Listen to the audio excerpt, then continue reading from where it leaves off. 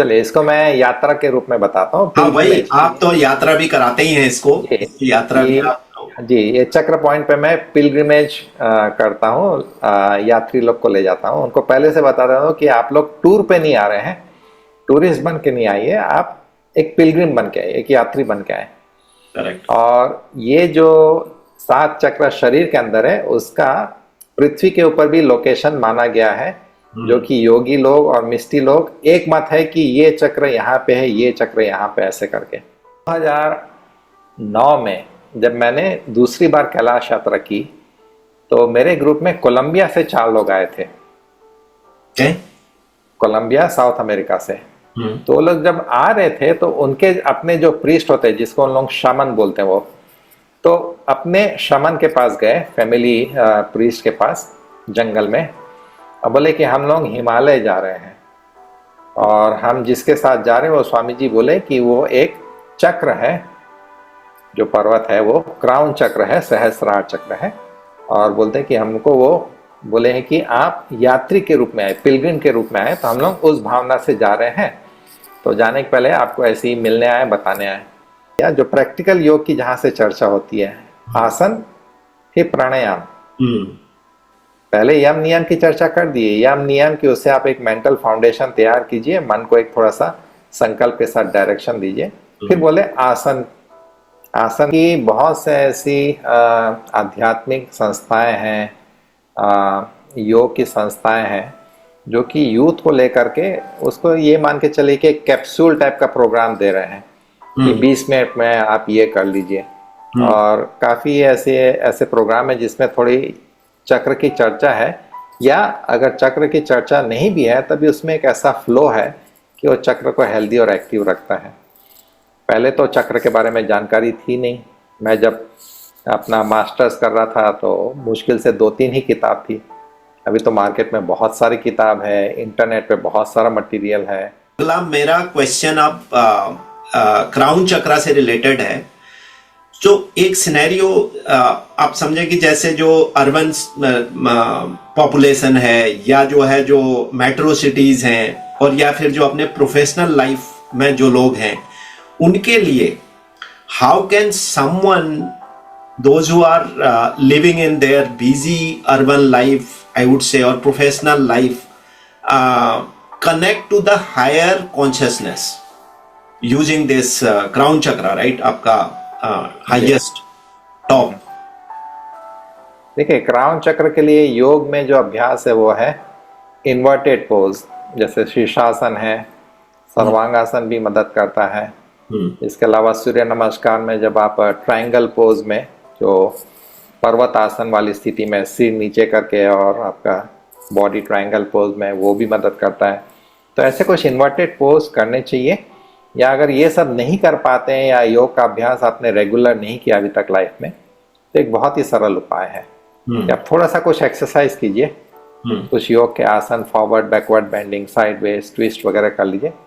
उसके बाद दीवार के किनारे आप, जहाँ पे आप अपना पैर ऐसे ऊपर करके रख सके, तो पहले दीवार के पास से साइड से लेट जाइए, फिर अपना पैर दीवार की तरफ करके, बाकी आपका जो धड़ है वो जमीन पे, और केवल पैर एल शेप में जमीन पे रहे। और डेली इसको आप 5 मिनट, पहले 5 मिनट से शुरू कीजिए, फिर धीरे धीरे उसको 10 मिनट बढ़ाइए 2-3 महीने बाद। तो उससे क्या होगा कि फिजियोलॉजिकली ब्लड का सर्कुलेशन जो है अच्छे से पूरे बॉडी में होगा, लेग का जो ब्लड है वो ड्रेन होगा, प्लस ब्रेन को एक्स्ट्रा ब्लड की सप्लाई जो होगी। ये हो गया फिजियोलॉजिकल लेवल। एनर्जी लेवल पे जो भी इन्वर्टेड आसन होते हैं वो एनर्जी को थोड़ा सिर की ओर लाते हैं, तो ऊपर के चक्र, आज्ञा चक्र और सहस्रार चक्र, दोनों एक्टिव होते हैं। तो इतना हम लोग कर सकते हैं। इसके अलावा आयुर्वेद में बताया जाता है, हम लोग ये आदत शायद अब भूल गए हैं, आयुर्वेद में बताया जाता है कि सवेरे नहाने के पहले 1-2 बूंद तेल की, जो भी आपको अच्छा लगे, तिल का तेल अच्छा है, फिर इसके अलावा आपका नारियल तेल अच्छा है, या जो आयुर्वेद का ब्राह्मी तेल आता है, 1-2 बूंद आप यहाँ पे लगाइए, जो फॉन्टेनल बोलते हैं, सहस्रार का स्थान, और उसको अच्छे से थोड़ा रगड़ करके फिर उंगली से ऐसे मसाज कीजिए। ओके। उसको 5-10 मिनट रहने दीजिए, फिर नहा लीजिए। तो ये जो ऑयल का भी जो इम्पैक्ट रहता है सहस्रार पे, उसको हेल्दी और बैलेंस रखता है। ओके।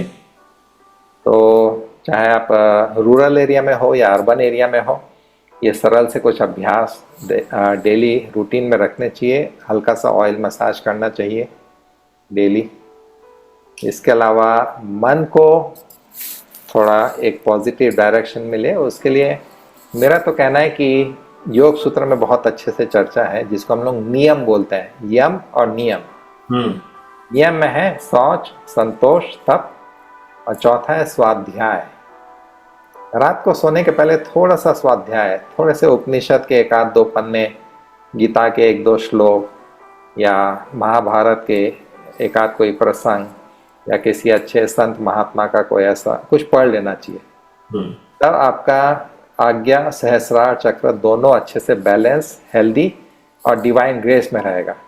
लेकिन आजकल सब उल्टा हो गया ना, रात भर वो क्या ओटीटी पे जो मूवी आ रही है और या सीरीज, हाँ, और सब क्या ज्यादा सेंसुअल कंटेंट ज्यादा रहते हैं, ज्यादा वो रहता है। वो भी अगर आप एनर्जी का मूवमेंट आप देख लीजिए, हमेशा नीचे के चक्र की ओर रहता है, ऊपर के चक्र एक्टिव रहते नहीं, इंट्यूशन है नहीं, गाइडेंस है नहीं, सेंस ऑफ डायरेक्शन है नहीं।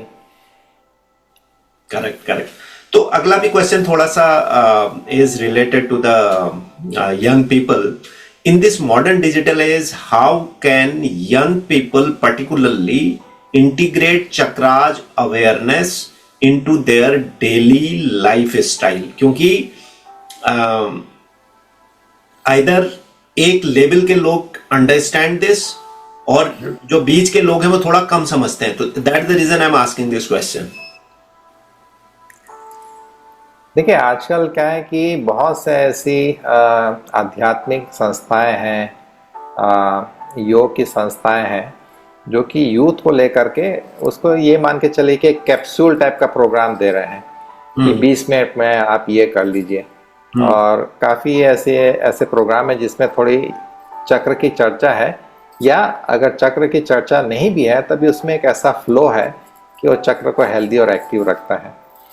पहले तो चक्र के बारे में जानकारी थी नहीं। मैं जब अपना मास्टर्स कर रहा था तो मुश्किल से 2-3 ही किताब थी।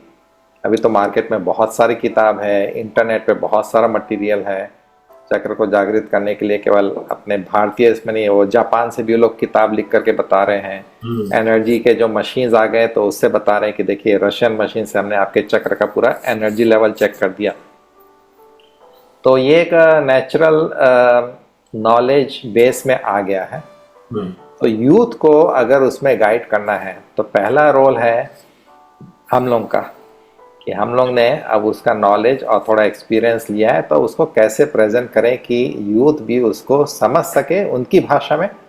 क्योंकि यूथ आजकल के क्वेश्चन करते हैं तो हमारे पास उसके सही आंसर होने चाहिए, साइंटिफिक आंसर होने चाहिए। Absolutely. तो हवा में बात हो तो लोग भी वो तुरंत छोड़ देते हैं वो बात को, इनके पास बात करने का कोई मतलब नहीं है। ज्यादा बन जाती कि हम लोग योग में थोड़ा सा और जो स्क्रिप्चर्स हैं उसको पढ़े, चक्रों के बारे में पढ़े, कुछ कोर्स करें, और उसके बाद जब हम लोग उस कॉन्फिडेंस लेवल से बोलेंगे तब वो उनको भी समझ में आएगा। ऐसे कोर्सेज भी है। हम लोग भी अभी आश्रम के काम में थोड़े से बिजी हैं, लेकिन मेरा भी प्लान है कि 3 लेवल के कोर्सेज यूथ के लिए रहे। एक है योगा फाउंडेशन, कि आप डेली योग क्या कर सकते हैं खड़े खड़े, आपको योगा मैट की भी जरूरत नहीं। दूसरा है उसमें थोड़ा फॉरवर्ड बैकवर्ड, जिससे स्पाइन की फ्लेक्सिबिलिटी, थोड़ा सा सिंपल मेडिटेशन, प्रत्याहार, ये सब बता दे। तीसरा जो है चक्र का एक इंटीग्रेशन, अलाइनमेंट, बैलेंस, फ्लो। तो ये थोड़ा क्रिया योग में आ जाता है। तो आपने देखा होगा कि दूसरी संस्था क्रिया योग के नाम से ही चलाती है। हाँ, बहुत सारी है। क्रिया मतलब वो चक्र को ले करके उसके साथ मंत्र को जोड़ करके, ध्यान को जोड़ करके और प्राणायाम को जोड़ करके जो अभ्यास होता है उसको क्रिया योग कहा जाता है। करेक्ट। तो अगला प्रश्न मेरा है, थोड़ा प्रैक्टिकल समझने की कोशिश कर रहा हूं मैं इसको। ये जो चक्रास हैं, I mean, can balancing chakras truly change someone life path और mindset? Have you seen any such kind of transformation? जो आपके संपर्क में आए हों, जिन्होंने किया हो और वाकई में उनको जो है मतलब दैट गॉट रियली बेनिफिट। देखिए, सबसे बड़ा एग्जांपल तो मैं ही हूँ आपके साथ। मैं इंजीनियरिंग कर रहा था, मेरे को कुछ चक्र का एक्सपीरियंस हुआ, लेकिन इनिशियल एक्सपीरियंस हमेशा इम्बैलेंस कर देता है लाइफ को। हम्म, तो पढ़ाई में मन नहीं लग रहा था, पढ़ना चाह रहा था लेकिन फोकस नहीं हो पा रहा था, पैरेलल वर्ल्ड कुछ दिख रहा था, आउट ऑफ बॉडी एक्सपीरियंसेस हो रहे थे। मेरे को लगा कि नहीं, ये जो रैंडम एनर्जी मूवमेंट है उसको थोड़ा सा गाइडेंस की ज़रूरत है। तो मैं यहाँ पे एक योग आश्रम से जुड़ा और वहाँ पे मेरे को ये चक्र के बारे में थोड़ी जानकारी मिली, नाड़ियों के बारे में जानकारी मिली, फिर योग का अभ्यास चलते रहा। फिर उसमें मेरे को कुंडलिनी तंत्र की बुक मिली, तो उसके माध्यम से हमको अपने गुरु मिले, तब समझ में आया कि इसको कैसे बैलेंस करना है। और लाइफ जो है वो इंजीनियरिंग में अगर मैं रहता तो कोई कंपनी में जॉब करते रहता, लेकिन जब इधर आ गया चक्र का एक्टिविटी को बैलेंस करना, इंटीग्रेट करना, अलाइन करना सीखा। आज योग के बलबूते पे, योग के शक्ति से, योग के पावर से मैं पूरा दुनिया घूम करके योग सिखा रहा हूँ, अपना भी साधना करते रहता हूँ और कॉन्फिडेंस लेवल का मेरे को कहीं कोई प्रॉब्लम नहीं है। कहीं पे ऐसा भय नहीं है कि इस कंट्री में जाऊंगा तो कैसा होगा, कभी किसी से मिला नहीं हो, क्या उनसे बात करूंगा, कैसे योग सिखाऊंगा, सक्सेस होगा कि नहीं, ये कुछ नहीं। बस चक्र लाइन है तो आपको डिवाइन ग्रेस भी फील होता है और आपका कॉन्फिडेंस लेवल, आपका विल पावर भी स्ट्रांग रहता है। तो इसको बोलते हैं जो डेस्टिनी, जो अनुग्रह और आपका पुरुषार्थ, जब दोनों आपस में बहुत अच्छे से बैलेंस होकर के आपके लाइफ में एक्सप्रेस कर रहे हैं अपने आप को, इसका मतलब कि आपके चक्र बैलेंस है, अलाइन है। इसके अलावा हम लोग काफ़ी जगह ऐसे कोर्सेज करते हैं चक्र अलाइनमेंट के, और आजकल जो मशीन आ गया उसके द्वारा उनको प्री और पोस्ट टेस्टिंग करके भी बताते हैं। तो मैं अपने स्कूल के जो फ्रेंड्स थे उनके साथ मैंने यहाँ पे एक पॉजिटिव हेल्थ जोन करके एक सेंटर है, वहाँ पे एक्सपेरिमेंट किया कि आप लोग आओ, मैं आपको केवल आधे घंटे का योग बताऊंगा, कुछ भी डिफिकल्ट नहीं बताऊंगा, प्री पोस्ट टेस्टिंग आपका हो जाएगा, ऑरा स्कैन हो जाएगा और चक्र का अलाइनमेंट दोनों हम प्री और पोस्ट करके बताएंगे। तो 20 मिनट का सरल अभ्यास जो हमने बताया, उसके बाद उनका जो चक्र का अलाइनमेंट आ गया, उनको सब्जेक्टिवली जो अच्छा फील हो रहा था, उनका ऑरा लेवल 2-4 फीट से वो बढ़ करके 20-25 फीट हो गया। तब उनको लगा कि नहीं, ये एक अच्छी साइंस है और ये सिंपल है, डिफिकल्ट नहीं है। तो इसलिए इस प्रकार के कोर्सेज हम लोग करते रहते हैं और बहुत लोग इससे बेनिफिट किए हैं। और मेरा ब्लॉग भी है वॉन्डरिंग महेश के नाम से, इस प्रकार के बहुत से कोर्सेज हम लोग वर्ल्ड वाइड किए हैं, रिट्रीट्स किए हैं हम लोग। योग आयुर्वेद का जो कार्यक्रम होता है उसमें भी हम लोग ये 3 लेवल बताते हैं। पहले 1-2 दिन केवल फाउंडेशन कोर्स में सिंपल मूवमेंट, इवन विदाउट अपना योगा मैट, उसके बाद उनको मैट पे ला करके फॉरवर्ड बैकवर्ड बेंडिंग, थोड़ा ट्विस्टिंग, फिर थर्ड फेज में हम लोग उनको चक्र अलाइनमेंट, चक्र के मंत्र यूज करके, योग निद्रा में चक्र की जर्नी करके, तो बेनिफिट बहुत होता है। इसलिए चक्र का जो विज्ञान है बहुत ही पावरफुल विज्ञान है, और साइंटिफिक भी लगता है, पूरा साइंटिफिक भी है। जी, आपसे एक क्वेश्चन इसलिए पूछा था क्योंकि आप अलग अलग कॉन्टिनेंट में और विदेशों में भी आते हैं, तो लोगों से मिलते हैं, तो वो अनुभव जानने की थोड़ा मैंने कोशिश करी कि प्रैक्टिकली लोगों को इससे बेनिफिट भी होता है। क्योंकि आपकी वर्कशॉप मैंने भी एक अटेंड करी नॉर्वे में, तो आप नॉर्वे में भी आते हैं और ऐसे ही आप हर जगह जाते हैं दुनिया में, तो आपसे काफी लोग जुड़े हुए हैं, तो उससे एक चीज पता चलती है। और asking that question is only reason people will also motivate with that. क्योंकि आजकल आदमी जो है ना अपने जीवन में इतना ज्यादा परेशान है, मतलब स्ट्रेस का जो और एंजाइटी का जो लेवल है पूरे वर्ल्ड में, not only in India, Bharat का तो बहुत ही ज्यादा मतलब पैथेटिक है वो level of stress, may be mid और हाई, बट है। तो ये चीजें उसको वहां पर बेनिफिट करेंगी। तो थोड़ा सा इसी को आगे मैं पूछने की कोशिश करता हूं एक क्वेश्चन कि कोई ऐसे कुछ एकाध प्राणायाम या योगा है जो कि सारे चक्रों को कंट्रोल करते हैं? आप ऐसे प्रैक्टिकली तो नहीं बता पाएंगे, बट अगर है ना, है।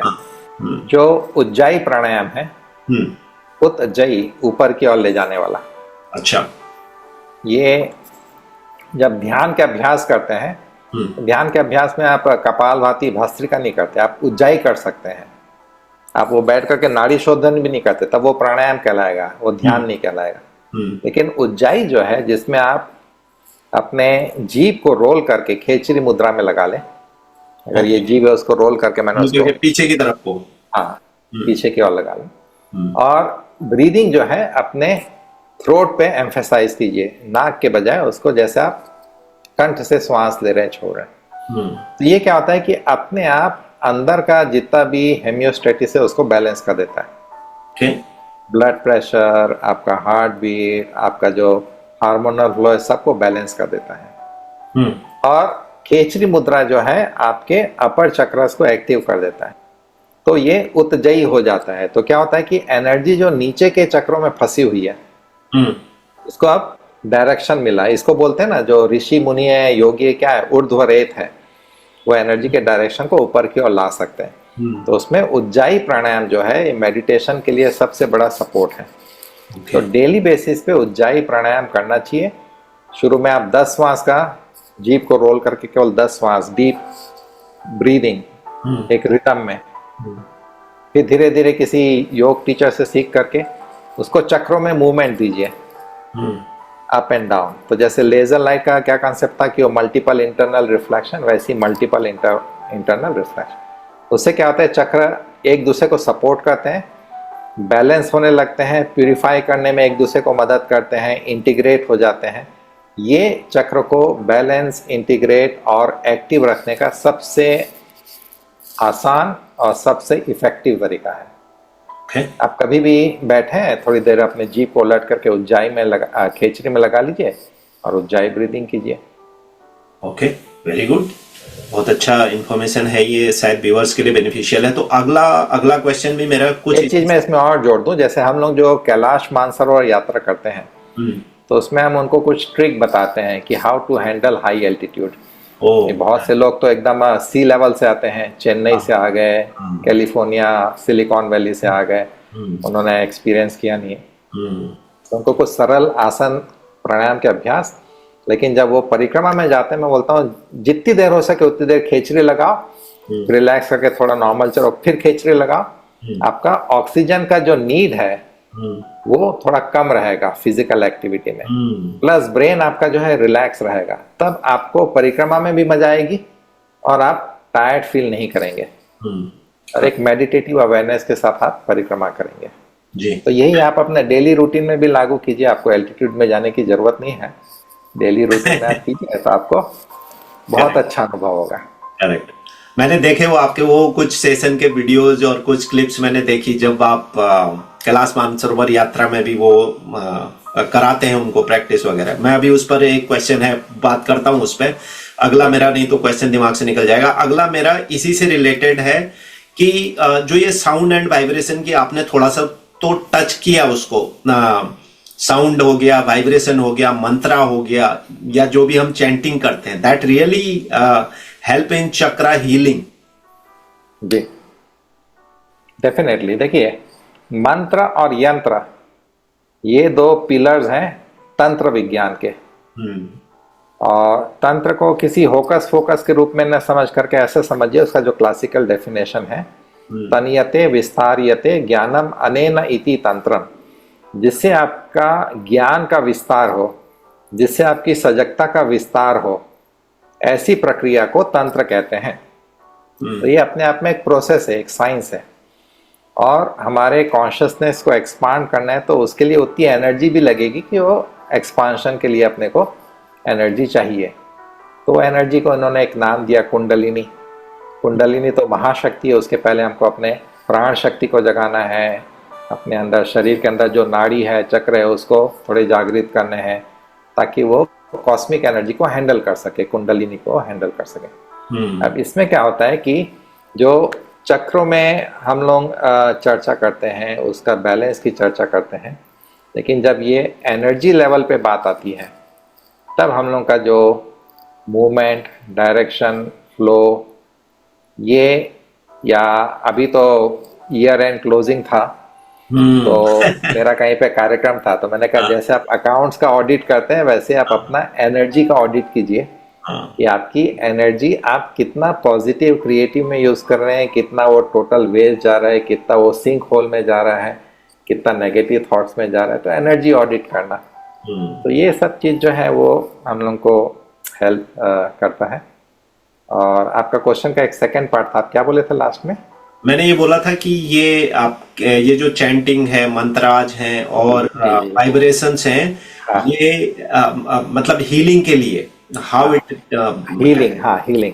देखिए, जो तंत्र के दो पिलर की मैं बात कर रहा था, यंत्र और मंत्र, ये बहुत पावरफुल साइंस है अपने अपने आप में। ज्योमेट्रिकल फॉर्म जो होता है, जो पैटर्न्स होते हैं, जैसे अभी तो नवरात्रि का आज 9वां भी दिन है, रामनवमी भी है, लेकिन देवी शक्ति का उपासना का भी अंतिम दिन है। तो इसमें आप देखेंगे कि देवी का एक तो होता है विग्रह स्वरूप, और दूसरा होता है उसका एक ज्योमेट्रिकल रिप्रेजेंटेशन, जिसको हम लोग यंत्र बोलते हैं। वो अभी नवरात्रि में बहुत से लोग जो है श्री यंत्र की पूजा करते हैं। आप श्री यंत्र पे ध्यान करेंगे तो आपके जो ब्रेन के पैटर्न्स है, थॉट इमोशंस के जो एनर्जी वाइब्रेशन के पैटर्न्स है, उसको एक शेप मिलता है, एक रेगुलर फॉर्म मिलता है, और जब वो उसके साथ रेजोनेट करता है तब वो आपको हायर वाइब्रेशन मिल जाता है। तो एक तो है ये विजुअल, यंत्र के द्वारा। दूसरा है जो हम लोगों को सुनाई देता है, ऑडिटरी, उसमें मंत्र बहुत पावरफुल है। और ये दोनों अपने आप में हीलिंग है। अगर किसी का मन बहुत ज्यादा उथल पुथल में मचा हुआ है, तो हम उसको बोलते हैं, एक तो उपाय है कि आप किसी एक जलती हुई मोमबत्ती पे ध्यान कीजिए, जिसको त्राटक बोलते हैं, तो उससे आपका मन थोड़ा एकाग्र होता है। या दीवार पे एक छोटा सा बिंदु बना लीजिए, उस पर ध्यान कीजिए।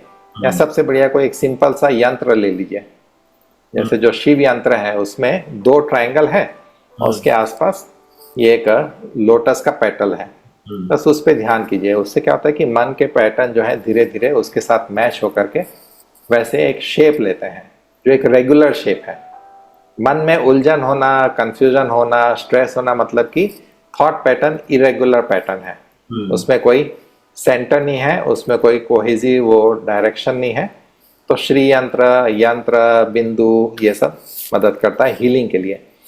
और वैसे ही फिजिकल लेवल पे हमारा बॉडी भी जो है एक वाइब्रेशन लेवल है। हम लोग का ब्रीदिंग वाइब्रेशन लेवल है, बॉडी के अंदर जो केमिकल्स है वो वाइब्रेशन लेवल है, मेंटल थॉट्स वाइब्रेशन लेवल है। तो उसमें अगर हम लोग मंत्र का सहारा लें तो हम लोग एक अच्छा क्लीन वाइब्रेशन पैटर्न क्रिएट कर सकते हैं, तो वो भी एक हीलिंग होता है। जैसे महामृत्युंजय मंत्र है, वो हीलिंग मंत्र है।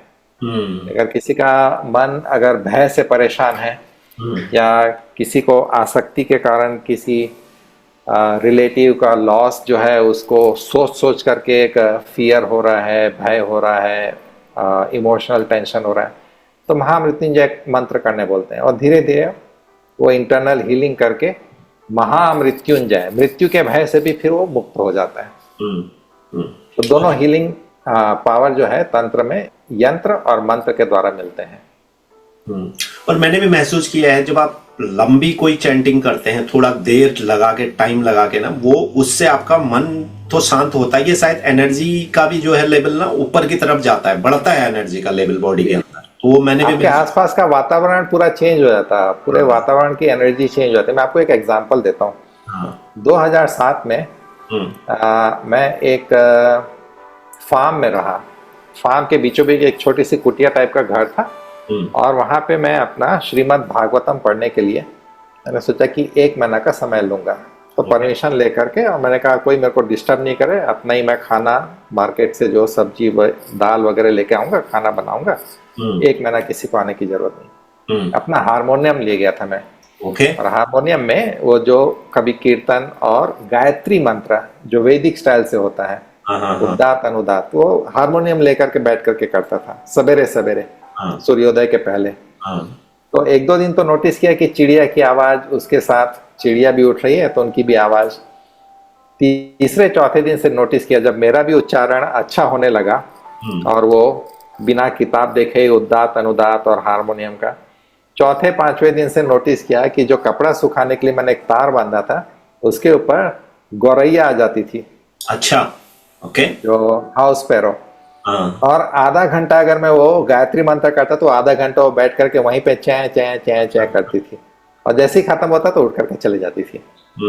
डेली वो रूटीन हो गया था। मतलब आपके आसपास के वातावरण में भी वो जो असर होता है वो एक हीलिंग फोर्स क्रिएट करता है। आपका ऑरा फील्ड क्लीन होने लगता है, आपका वातावरण आपको मदद करता है। द पावर ऑफ अट्रैक्शन की जो बात करते हैं ना, पहले आपको इंटरनल ट्रांसफॉर्मेशन लेना होगा, तब तो वो पावर ऑफ अट्रैक्शन आपको वैसा वाइब्रेशन देगा। Absolutely true. सही है। इसी से एक क्वेश्चन याद आ रहा है कि अब जैसे मंत्रा जब आप एक तो है कि आपने कुछ 5 मिनट 10 मिनट ऐसे करने वाले लोग, लेकिन मैं बात कर रहा हूँ जो लोग लंबा चलते हैं, तो मैं भी थोड़ा लंबा चलता हूँ, तो जी जो ध्यान केंद्रित करने का क्या तरीका होना चाहिए, क्योंकि मन में तो आपके विचार रहते हैं, है ना, बहुत सारी चीजें चल रही हैं। मेरे ख्याल से around 45 to 50,000 thoughts at a time brain में रहता है। जी। तो कुछ ना कुछ चीजें चल रही हैं, तो वो ध्यान कैसे केंद्रित, मतलब क्या कोई जो है विग्रह को, मतलब क्या डेटीज कोई उसको फोकस करके कैसे, मतलब अपना आप उस पॉइंट पर रहें, वो मंत्र पर रहें, या वो जो भी आप चैंटिंग कर रहे हैं? थोड़ा बड़ी प्रैक्टिकल अच्छा क्वेश्चन क्वेश्चन। है। प्रैक्टिकल क्वेश्चन है, अच्छा क्वेश्चन है, डीप क्वेश्चन है।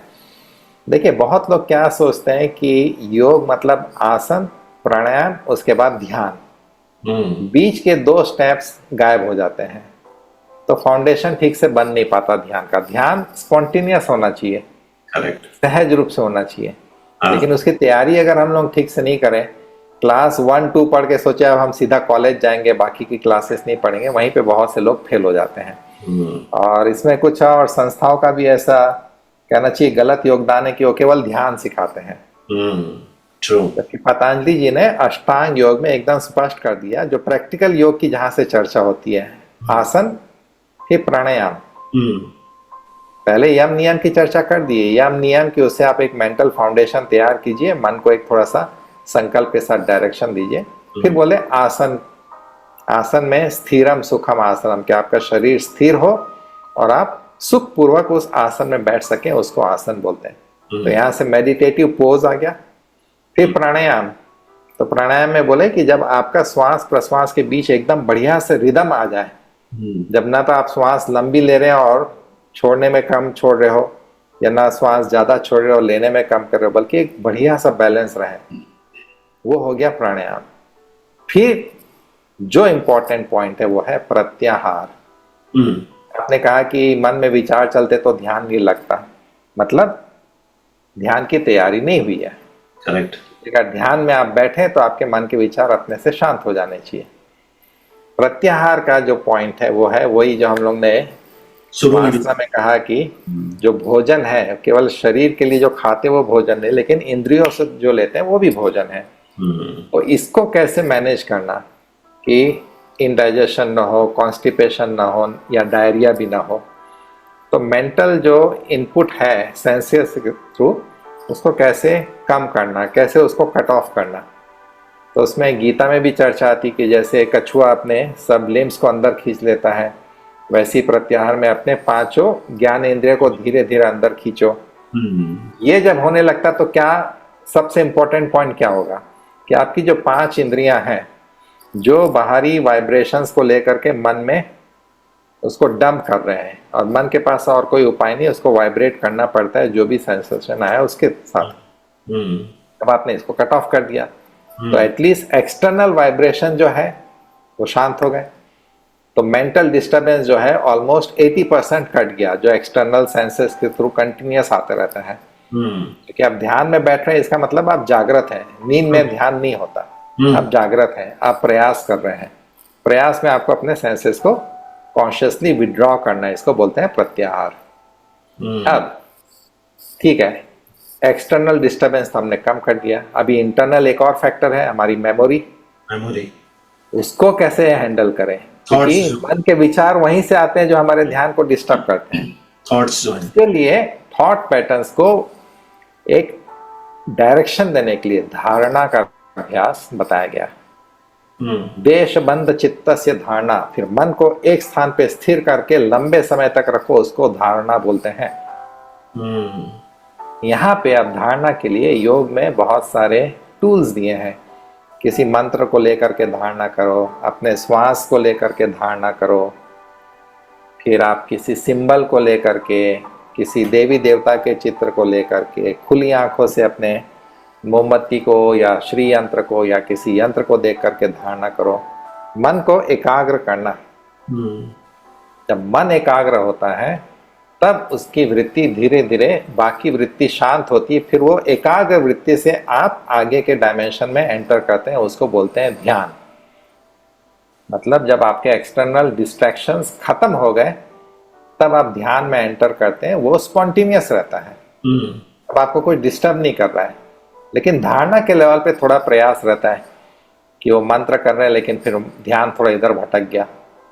करेक्ट। श्वास के ऊपर ध्यान है, अचानक वो बाहर कुछ म्यूजिक बजाया, किसी ने कुछ कहा, उसमें रिएक्शन में चला गया। या शरीर अभी तक स्थिर और सुखपूर्वक नहीं है तो शरीर को खुजला रहे हैं, पैर हिला रहे हैं, परेशान हो रहे हैं। ये सब एक प्रोसेस है, एक पैटर्न है, एक के बाद एक उसको सिद्ध करना होता है। जब आसन थोड़ा सा ध्यान पूर्वक बैठने की आदत बन जाए, आपको जो उसमें सुविधा लेनी है, जितने ब्लैंकेट, कंफर्टर, ये वो लगा करके अपने पैर को कंफर्टेबल करना है, वो सब कर लीजिए। बैक में सपोर्ट लेना है तो वो भी शुरू में ले लीजिए, बाद में तो विदाउट एनी सपोर्ट होना चाहिए। फिर प्राणायाम भी आपको जितने आपको कपालभाति, भस्त्रिका, नाड़ी शोधन, उज्जाई सब करना है कर लीजिए, लेकिन उसके बाद जो प्राण का मूवमेंट है वो एकदम बैलेंस, बढ़िया रिदम और इतना स्मूथ चलना चाहिए कि आपको पता ही नहीं चले कि आप श्वास ले रहे हैं, छोड़ रहे हैं, वो अपने आप में एकदम स्मूथ मूवमेंट। तो ये आपके मन को धीरे धीरे रिलैक्स करेगा। फिर प्रत्याहार बहुत जरूरी है कि आप कॉन्शियसली मन को विड्रॉ कीजिए। जैसे एक एग्जांपल देता हूँ, डे ड्रीमिंग। कभी कभी हम लोग डे ड्रीमिंग की स्टेज में रहते हैं, कितना समय बीत जाता है पता नहीं चलता। कोई दोस्त आकर के बोला अपना नाम तो भी सुनाई नहीं दिया रहता है। गर्म है, ठंडा है मौसम, वो भी कभी कभी ध्यान नहीं रहता। तो डे ड्रीमिंग में क्या हुआ, आपके सेंसेस सब खुले हुए हैं लेकिन वो डिसकनेक्टेड है। तो प्रत्याहार का मतलब उसको डिसकनेक्ट करना, फंक्शनल डिसोसिएशन। वो अपनी जगह है लेकिन फंक्शंस उसके डिसोशिएट हो गए उसके वाइब्रेशन से। ये प्रत्याहार जब थोड़ा सा सिद्ध होने लगता है, उसके बाद धारणा के लिए कोई अच्छा सा टूल पकड़ लीजिए, उसको कंटिन्यूस उसी के द्वारा अपने धारणा को सिद्ध कीजिए। आज ये मंत्र लिए, कल दूसरा मंत्र लिए, अच्छा वो अच्छा नहीं लग रहा, कोई बोलता श्री यंत्र साधना करनी चाहिए, वो बहुत बड़े गुरु उन्होंने कहा कि ये सोहम ही करना चाहिए। ये नहीं, आपको जो अच्छा लगा,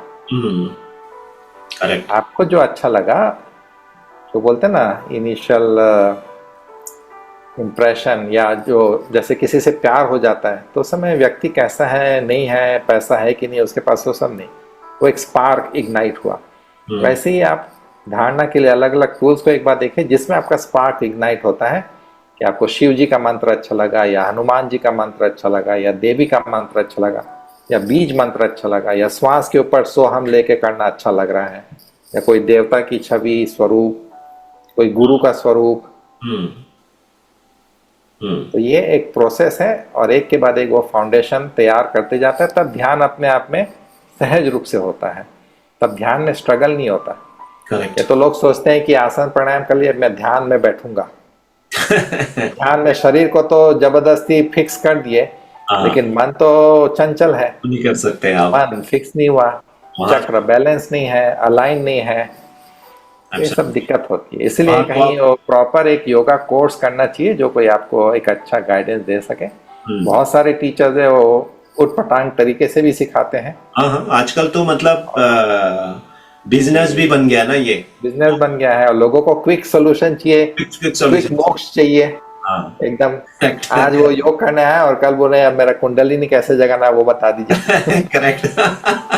ओवरनाइट जो है वो चीजों को सिद्ध करने के लिए हम लोग का अटेंशन स्पान बहुत कम हो गया है। पहले जब मैं यूएस में यूनिवर्सिटीज में प्रोग्राम करता था तो लोग मेरे को बोलते थे 20 मिनट में आपका जो भी प्रेजेंटेशन है, हाईलाइट है, पावर पॉइंट है, वो आप उसको हाईलाइट कर दीजिए, उसके बाद क्वेश्चन आंसर्स, उसके बाद आप देखिए कि कैसे उनका इंटरेस्ट है नहीं है, उसके हिसाब से आप डिसाइड कीजिए। 1 घंटे के प्रोग्राम में केवल 20 मिनट आपको प्रेजेंटेशन लेकर के बोलना है। आप जाता हूँ बोलते हैं आप 10 मिनट में प्रेजेंटेशन खत्म कर दीजिए, फिर क्वेश्चन आंसर, उनका फीडबैक, और आधे घंटे में 40 मिनट में खत्म कर दीजिए। सही बात है। वो अटेंशन स्पान हम लोग का कम होते जा रहा है, बहुत कम होते जा रहा है, और ये इससे पता चल रहा है ना कि डिस्ट्रैक्शन कितना है। वो इसीलिए मैंने वो क्वेश्चन पूछा, जो प्रोफेशनल लाइफ और अपने busy life, urban metro cities में जो लोग रहते हैं उनके लिए बड़ी समस्या है, 50 चीजें चल रही हैं। तो दैट इज द रियलिटी। तो लास्ट क्वेश्चन की तरफ बढ़ रहा हूं मैं अपने स्वामी जी। मेरा अगला क्वेश्चन अब है जो हर एक चक्राज की एक जियो फिजिकल लोकेशंस भी है, राइट? एक जियो लोकेशंस है, जैसे हम माउंट कैलाश की बात करते हैं, रामेश्वरम में भी मैंने सुना कुछ है, और इसके अलावा जो है अपना वाराणसी में भी कोई कुछ चक्राज की एनर्जीज हैं बोलते हैं। तो ये जो फिजिकल जो एसोसिएशंस है इनकी, तो ये इसका क्या इंपॉर्टेंस है? और अगर थोड़ा सा आप ये बता सकते हैं कि वो जो उस लोकेशन पे आप जब जाते हैं वहां पर जा करके ऐसा क्या मतलब it's really enhance your energies और दोज पॉइंट्स, और अगर वो करता है तो वहां पर किस तरीके से आपको वो चीजों का बेनिफिट उठाना चाहिए? अब जैसे मैं माउंट कैलाश की हम बात कर रहे हैं, आप ये, और आपसे बेहतर ये कोई बता नहीं सकता, क्योंकि आप ये सारे जियो location not only in India, मैं व्यूअर के लिए बताना चाहता हूं, नॉट ओनली इन इंडिया वाले जो और इंडिया के आसपास जैसे अपना माउंट कैलाश वगैरह है, ये नहीं, स्वामी जी जो है बाकी जो ज्योग्राफीज है, अंटार्कटिका और जगह जो लोकेशन है यूएस वगैरह में, जहां पर इनकी एनर्जीज की फिजिकल लोकेशन बताई जाती है, तो स्वामी जी वहां भी जाते हैं और वहां पर भी अपने योगा के सेशन करते हैं। तो मैं इसीलिए आपसे ये पूछना चाह रहा हूं कि वो क्या ऐसे मोमेंट्स होते हैं, क्या करना चाहिए, और इनका इंपॉर्टेंस क्या है फिजिकल लोकेशंस का, जियो लोकेशंस का। चलिए, इसको मैं यात्रा के रूप में बताता हूँ। हाँ भाई, आप तो यात्रा भी कराते ही हैं इसको, यात्रा भी आप। जी, ये चक्र पॉइंट पे मैं पिलग्रिमेज करता हूँ, यात्री लोग को ले जाता हूँ। उनको पहले से बता देता हूँ कि आप लोग टूर पे नहीं आ रहे हैं, टूरिस्ट बन के नहीं आइए, आप एक पिलग्रिम बन के आइए, एक यात्री बन के आए। करेक्ट। और ये जो 7 चक्र शरीर के अंदर है, उसका पृथ्वी के ऊपर भी लोकेशन माना गया है, जो कि योगी लोग और मिस्टी लोग एक मत है कि ये चक्र यहाँ पे है, ये चक्र यहाँ पे, ऐसे करके। और ये जो नॉलेज है अलग अलग ट्रेडिशन में, चाहे भारत हो, भारत के बाहर हो, दक्षिण अमेरिका में हो, ये नॉलेज किसी न किसी प्रकार से फैला हुआ है। एक एग्जांपल मैं आपको देता हूँ। जैसे मेरे पीछे ये कैलाश का फोटो है, ये कैलाश का साउथ फेस है, और बीच में जो है वो स्वर्ग की सीढ़ी, जो महाभारत में चर्चा आती है कि युधिष्ठिर यहाँ तक पहुंचे थे, ये साउथ फेस है। उसके बगल में जो दूसरा पर्वत है, ये है नंदी। करेक्ट। जैसे शिवलिंग के सामने नंदी रहता है, वैसे यहाँ पे भी नंदी पर्वत है। 2009 में जब मैंने दूसरी बार कैलाश यात्रा की, तो मेरे ग्रुप में कोलंबिया से 4 लोग आए थे। कोलंबिया, साउथ अमेरिका से।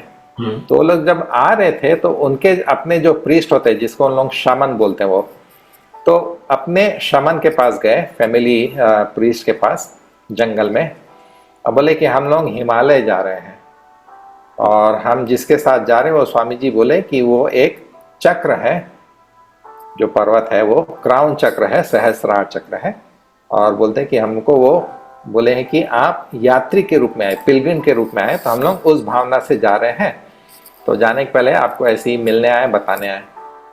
अब ये उनका जो शमन था वो 40 साल का होगा, 40-42 साल का, यंग वाला। उसके पहले के जो थे उनके फादर वो एक्सपायर हो गए थे। तो उसने पूछा कि आप ये जो पर्वत जा रहे हो उसका क्या नाम है और कहाँ है? तो उन्होंने बताया कि वो तिब्बत में है, हिमालय के उस पार तिब्बत में है, उसका नाम कैलाश है। तो फिर उसने पूछा कि उसका मतलब क्या होता है? तो इन्होंने मेरे को मैसेज किया कि इसका मतलब क्या होता है। मैंने कहा कि उसका मतलब होता है क्रिस्टल माउंटेन। तो उन्होंने बताया कि क्रिस्टल माउंटेन बोल रहे हैं।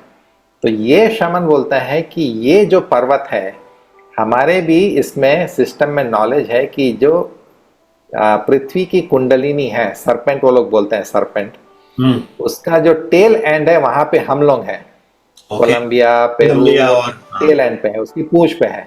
लेकिन उसका जो सिर है कुंडलिनी का, पृथ्वी की कुंडलिनी का, वो हिमालय में कहीं पे है, और उस पर्वत को बोलते हैं क्रिस्टल माउंटेन।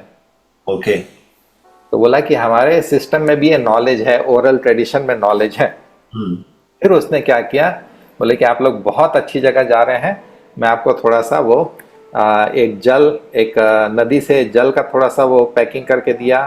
फिर वो लोग के यहाँ पे जो कॉर्न होता है, भुट्टा जो हम लोग बोलते हैं, उसका थोड़ा सा बीज कलेक्ट करके दिया, और एक उनके सेक्रेड साइड से थोड़ा मिट्टी, ये 3 पैकेट बना करके उसने इनके साथ भेजा, और बोला कि आपके जो भी गुरु या स्वामी आपको ले जा रहे हैं उनको बोलना कि ये पूजा करके वहां पे दें। ओके। तो फिर वो लोग ले करके आए हम लोग यहाँ पे मानस सरोवर पे, और फिर परिक्रमा में कैलाश के पीछे जब हम लोग जाते हैं नॉर्थ फेस में, वहां पे जाकर के हम लोग ने पूजा करके उसको वहां पे चढ़ा दिया। तो ये नॉलेज जो है मिस्टिक्स में, योगी लोग में है कि पृथ्वी पे भी 7 चक्र हैं, इसके अलग अलग लोकेशन है। जो क्राउन चक्र है सहस्रार, ये है कैलाश। सभी देश के जो मिस्टिक है, शमन है, जो हीलर्स हैं, जो विजडम कीपर्स है, मानते हैं कि कैलाश पर्वत जो है एक क्राउन चक्र है। करेक्ट, वहां जाते हैं मोस्टली मेडिटेशन के लिए जाते हैं, अपनी रिट्रीट के लिए जाते हैं। जी, तो इसका जो एनर्जी फील्ड है बहुत ही स्ट्रांग है, और हम लोग अपने माइंड में जो एक दृष्टिकोण, एक पर्सपेक्टिव बना देते हैं, लाइफ की फिलॉसफी बना देते हैं, और उसके कारण स्ट्रेस, टेंशन, हाइपरटेंशन, प्रॉब्लम्स, दुनिया भर की बीमारी और मेंटल अपना कंफ्यूजन, ये सब जो रहता है, अगर ऐसे जगह तीर्थ यात्रा में हम लोग जाएं तो क्या था कि उसकी एनर्जी फील्ड इतनी स्ट्रांग रहती कि हमारे वो एनर्जी स्ट्रक्चर को साफ करके एक नया डिवाइन एनर्जी स्ट्रक्चर क्रिएट करता है। इसलिए तीर्थ यात्रा में जाना चाहिए। मैं यहाँ पे 4 धाम यात्रा भी कराता हूँ, मैं कैलाश यात्रा हर साल करना चाहता हूँ। इस साल उम्मीद है फिर खुलेगा अभी अप्रैल में, तो जून में मेरा जाने का प्लान है। और चले इसी बहाने आपको बाकी 7 चक्र कहाँ लोकेटेड है बता दूं। जो आज्ञा चक्र है, ये मिस्टिक लोग मानते हैं कि ग्लैस्टनबरी इंग्लैंड में, जहाँ पे पुराने जमाने में ड्रूइड्स लोग अपना मीटिंग करते थे, और उसमें कैसे अलग अलग मैजिक पोशन और हीलिंग रेमेडीज ये सब क्रिएट करना, वो मानते हैं कि वहां पे बोलते हैं कि ये चक्र मूव करता है। अभी मूव करके ग्लैस्टनबरी। अगर आप मेरे से पूछे कि ये चक्र कहाँ है, तो मैं बोलूंगा प्रयागराज में है। प्रयागराज में, ओके। क्योंकि ये जो चक्र है, यहाँ पे ईड़ा, पिंगला और सुषुम्ना तीनों आकर के यहाँ पे उनका संगम होता है, और वहीं पे अपना गंगा, यमुना और सरस्वती का संगम प्रयागराज में। तो मेरे हिसाब से आज्ञा चक्र वहां पे है। ओके। उसके बाद विशुद्धि चक्र। विशुद्धि चक्र की मानता है कि वो यहाँ पे है अपना पिरामिड में, जो सबसे बड़ा पिरामिड है इजिप्ट में। इजिप्ट में, करेक्ट। ये क्योंकि उस जमाने के लोग जिन्होंने पिरामिड बनाए हैं, वो नेचर के साथ कम्युनिकेट कर पाते थे, वो तारों की लैंग्वेज समझते थे। तो उन्होंने पिरामिड का जो लोकेशन है, अभी तो उसके नीचे और भी कुछ कुछ डिस्कवर हो रहा है कि पिरामिड के नीचे भी बहुत बड़ा स्ट्रक्चर है। तो उसका जो स्ट्रक्चर है वो कम्युनिकेट करते थे नेचर के साथ, डिवाइन फोर्सेस के साथ, सिलेस्टियल फोर्सेस से। तो वहां पे जो हार्ट चक्र है वो ग्लैस्टनबरी में ओरिजिनल है, जहाँ पे म्यूजिक फेस्टिवल होता है इंग्लैंड का, ये बहुत इंपॉर्टेंट। वहाँ पे हीलिंग एनर्जी है और काफी कुछ वहाँ पे ड्रूइड से रिलेटेड चीज है। जो मणिपुर चक्र है, फायर सेंटर, ऑस्ट्रेलिया के बीचों बीच रेगिस्तान में एक रेड रॉक है, उसको बोलते हैं उलुरु। मैंने आपकी वो पिक्स भी देखी हैं, आपने वहां की पिक्स भी कहीं पर लगा रखी है। कोविड के पहले मैं वहां उलुरु में था, मेरे को लगा कि सही में एकदम पावरफुल एनर्जी प्लेस है। हम जब पहुंचे तो आंधी, तूफान, बिजली, पानी सब एक साथ हुआ। उसके बाद आधे घंटे में सब साफ, वो फ्लड भी आ गया थोड़ी देर, फिर सब साफ। और उसके बाद जब सूरज निकला तो एकदम रेड रॉक पूरा चमक रहा था और तुरंत गर्म हो गया। तो मणिपुर चक्र का स्थान है उलुरु, ऑस्ट्रेलिया में। जो स्वादिष्टान चक्र है, वाटर चक्र, उसको मानते हैं कि ये जो माचू पिचू और लेक टिटिकाका एरिया में है, यह है पेरू में, दक्षिण अफ्रीका में, अमेरिका में। पेरू में माचू पिचू और लेक टिटिकाका। और जो मूलाधार चक्र है, रूट चक्र, अर्थ एलिमेंट, ये मानते हैं कि ये माउंट शास्ता कैलिफोर्निया में है। कैलिफोर्निया नॉर्थ में जब आप जाएंगे तो वहाँ पे माउंट शास्ता मिलेगा। और वहाँ पे जो पहले नेटिव ट्राइब्स थी, जो अभी भी वहाँ पे कुछ लोग एक्टिव है, जो हर फुल मून को, न्यू मून को ये माउंट शास्ता में चढ़ते हैं। उनका एक सेरेमोनियल एरिया है, वहाँ जाकर के अपनी पूजा, प्रार्थना, मंत्र ये सब करते हैं। वह माउंट शास्ता, उसकी एनर्जी अभी मैंने लास्ट ईयर ही फील की अक्टूबर में। तो मैं सेकेंड टाइम गया था। लास्ट ईयर मैं तीर्थ यात्रा के रूप में 40 लोग को अपने साथ ले गया था। हम लोग 10,000 फीट तक चढ़े और फिर वहाँ पे हम लोग ने सत्संग किया, ध्यान किया और सबको एनर्जी फील कराई कि ये जो है ये मूलाधार की, अपने स्टेबिलिटी को, ग्राउंडिंग को फील करो। तो लोग बताते हैं कि ऐसी जगह जाकर के उनमें डेफिनेटली एक इनर चेंज आता है। जितने लोग कैलाश यात्रा आए, मेरे को बोलते हैं कि it was a life transforming experience, कि बहुत बड़ा परिवर्तन लाइफ में आ गया। हमको लाइफ में सब कुछ एंजॉय भी करना है, लेकिन एक वैराग्य भी है। ऐसा लगता है कि वो आध्यात्मिक शक्ति के साथ जुड़े रहें। करेक्ट। ये सब चीज जो है एक्सपीरियंस ऐसी जगह जा करके होता है, उसको यात्रा के रूप में लीजिए, तीर्थ यात्रा कीजिए। और पृथ्वी में भी है, भारत में भी है, और ऐसे बहुत सारे अपने जो तीर्थ स्थान है जो हम लोग ज्योतिर्लिंग बोलते हैं, हाँ। या चार धाम है हिमालय में, या चार धाम भारत में फैले हुए हैं। साल में एक बार तीर्थ यात्रा करनी चाहिए, तो आपके चक्र की एनर्जी क्लीन होती रहेगी, आपका एनर्जी स्ट्रक्चर प्यूरिफाई रहेगा, मेंटल क्लैरिटी, डायरेक्शन, ईश्वर अनुग्रह सब अनुभव होगा। जी, तो आपने लगभग लगभग सारे ये जो लोकेशन अटेंड करी है, करेक्ट? कई बार आप लोगों को भी लेके जाते हैं, और जो आपकी यात्राएं होती है, तो व्यूअर्स को बताना चाहूंगा, तो स्वामी जी की जो यात्राएं हैं इन जियो लोकेशंस के लिए अलग अलग प्रोग्राम आते रहते हैं। तो आपको मैं सारी डिटेल, जो गुरुजी की वेबसाइट है उसकी डिटेल, और जहां पर इनके सारे प्रोग्राम पब्लिश होते हैं, और एक मेल आईडी भी दूंगा जहां पर आप ये इंक्वायरी कर सकते हैं। और जब भी आपको ये प्रोग्राम, मैं खुद भी, मुझे जिंदगी में एक बार आपके साथ वो कोशिश करूंगा कि सातों जियो लोकेशन में पहुंच सकूं मैं। ये मेरी इच्छा है। अब उसके लिए देखते हैं व्यवस्था कैसे, और ऊपर वाले का आदेश कब होता है। तो व्यूअर्स के लिए मैं सारी डिटेल वीडियो में नीचे आपके लिए फ्लैश कर रहा हूं, आपको सारी डिटेल मिलेंगी, और आप स्वामी जी से वो डिटेल ले सकते हैं। और जो लोग भी ये चीजों का बेनिफिट उठाना चाहते हैं और जाना चाहते हैं, तो आप संपर्क कर सकते हैं। तो इसी के साथ मेरा लास्ट क्वेश्चन है, वो तो एक मैसेज मैं आपसे लेना चाहूंगा कि what is the final message you would like to share those seeking balance, clarity and inner strength through chakra work?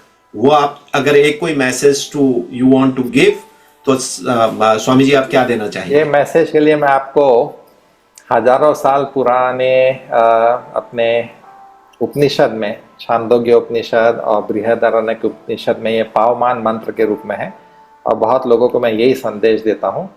असतो मां सद्गमय, तमसो मां ज्योतिर्गमय, मृत्योर्मा अमृतम गमय। ये जो चक्र है उसी के माध्यम से हम लोग जो असत है उससे सत की ओर, मतलब लोअर चक्र जो हमको इस संसार में फंसा के रखते हैं, वही अपर चक्र हमको हायर कॉन्शियसनेस और डिवाइन कॉन्शियसनेस से कनेक्ट करते हैं। तो चक्र के माध्यम से बैलेंस, इंटीग्रेशन, और उसके बाद ऊपर के चक्र की ओर अनुभव थोड़ा अपना बढ़ाइए। फिर तमसो मां ज्योतिर्गमय, जो नीचे के चक्र हमको तमस में, अंधकार में और ये वासना में ही फंसाए रखते हैं, लेकिन ऊपर के चक्र जो है, आज्ञा चक्र है, तो पूरा ज्योति चक्र है। इससे पूरे संसार के अंदर जो एक ऊर्जा और शक्ति और एक प्रकाश व्याप्त है, वो अनुभव होने लगता है। और मृत्यु और मां अमृतम गमय, जब तक नीचे के चक्र में रहेंगे तो मृत्यु का भय रहेगा, ऊपर का चक्र में आ जाएंगे तो कठोपनिषद में नचिकेता को यमराज जी ने अच्छे से समझाया कि देखो, तुम जिसको मृत्यु समझ रहे हो वैसा कुछ नहीं है, शरीर तो इसी 5 तत्वों से बना है, तो वहीं पे मिल जाएगा, लेकिन अंदर जो आत्मा है वो तो अमर है, वो तो कभी मर नहीं सकती, तो जला भी नहीं सकते। शरीर जल जाता है, आत्मा को जला नहीं सकते। तो एक बार जब उसका ज्ञान हो जाए, एक ग्लिम्स मिल जाए, तब मृत्यु का भय भी समाप्त हो जाता है, और हमेशा आप उस ईश्वरीय अनुग्रह शक्ति के साथ जुड़े रहते हैं। तो वो वास्तव में आप रामनवमी, आज रामनवमी है, रामनवमी है, करेक्ट। जो राम शब्द है जिसमें मन सहज रूप से रम जाए, उसको राम बोलते हैं। क्योंकि मन का और कोई ठिकाना नहीं, कुछ देर इस इच्छा में है, फिर अगली इच्छा में दौड़ेगा, लेकिन जब एक बार वो उस सेंट्रल कॉन्शियसनेस में आ जाए, तो वहां पे मन भी डिसॉल्व हो जाता है जी। तो ये चक्र का जब बैलेंस, इंटीग्रेशन, अवेयरनेस हमको नीचे से ऊपर की ओर चक्र सबको लेके चलना है। अपने को मूलाधार को बुरा मान के नहीं चलना है, नहीं तो आपका फाउंडेशन क्या रहेगा, आपका शरीर कैसे आप छोड़ देंगे। शरीर ही अपना मंदिर है, इसके अंदर अपने को वो ईश्वरीय शक्ति को लाना है, उसकी प्राण प्रतिष्ठा करनी है। योग उपाय है, योग में बहुत सारे, हठ योग, राज योग, क्रिया योग, कुंडलिनी योग, कर्म योग, भक्ति योग, किसी के माध्यम से उसको समझिए, उस मार्ग को पकड़िए, आपके जीवन में भी वैसे ही उत्थान होगा जो मैंने स्वयं अपने जीवन में अनुभव किया। मैं बहुत एवरेज स्टूडेंट था हाई स्कूल तक, उसके बाद एक बार जब वो चक्र जागृत हुए, तब वो फट फट सब इधर से उधर चेंज हो गया। जी जी जी जी जी। और गुरु की आवश्यकता पड़ती है, तो चाहे पहले बुक को गुरु बना करके चलिए, किसी टीचर को अपना अच्छा शिक्षक बना के चलिए, लेकिन जीवन में आगे बढ़ते रहिए, आत्मोत्थान के मार्ग पे चलते रहिए। जी। बाकी आपने जो शुरू में कहा कि वो बिजनेस में स्ट्रेस है, कॉर्पोरेट लेवल पे स्ट्रेस है, वो तो रहेगा, सबको स्ट्रेस है। योगी लोग को भी स्ट्रेस हो जाता है ना, इतना बड़ा आश्रम चलाना है। सही बात है। सही लेकिन बात है। उसमें उलझना नहीं है, फंसना नहीं है। हाँ, ट्रू। ठीक है जी व्यूअर्स, बहुत बहुत स्वामी जी आपका बहुत बहुत धन्यवाद। एक बार फिर धन्यवाद। आपका बहुत बहुत धन्यवाद करता हूं कि आपने समय निकाला और मुझे इतना मजा आया है और इतनी इंसाइट मिली है आज के आपके इस पॉडकास्ट में। और मैं उम्मीद करता हूं मैं बढ़िया से 2 इसके पॉडकास्ट बनाऊंगा और 2 पार्ट में व्यूअर्स के लिए इसको दूंगा। और उम्मीद करता हूं इतना डिटेल डिस्कशन मैं जब ट्राई करता हूं यूट्यूब के ऊपर, मैं भी देखने की कोशिश करता हूं, इस सेशन से पहले भी कोशिश कर रहा था, तो मैंने इतना ना डिटेल में चीजें नहीं समझी हैं। तो हमने आपसे आज वो सारे पॉइंट टच करने की कोशिश करी जिसमें हमारा डेली लाइफ में क्या, कैसे उसको आप सम्मिलित करते हैं, डेली लाइफ में क्या बेनिफिट होते हैं, उनके जियो लोकेशंस क्या हैं और उनके एनर्जी पॉइंट्स को हम कैसे, किस पर कैसे कितना फोकस करना है, वो सारी चीजें, जितनी चीजें पॉसिबल थी मैंने वाइडली उसको कवर करने की और आपसे पूछने की कोशिश करी है। तो व्यूअर्स को ये बिल्कुल पसंद आएंगे। तो चलिए फिर होगी मुलाकात एक और किसी बड़ी हस्ती और बड़ी पर्सनालिटी से। तब तक अपना ध्यान रखें, ख्याल रखें, स्वस्थ रहें और आध्यात्मिक जर्नी में थोड़ा थोड़ा आगे बढ़ते रहें।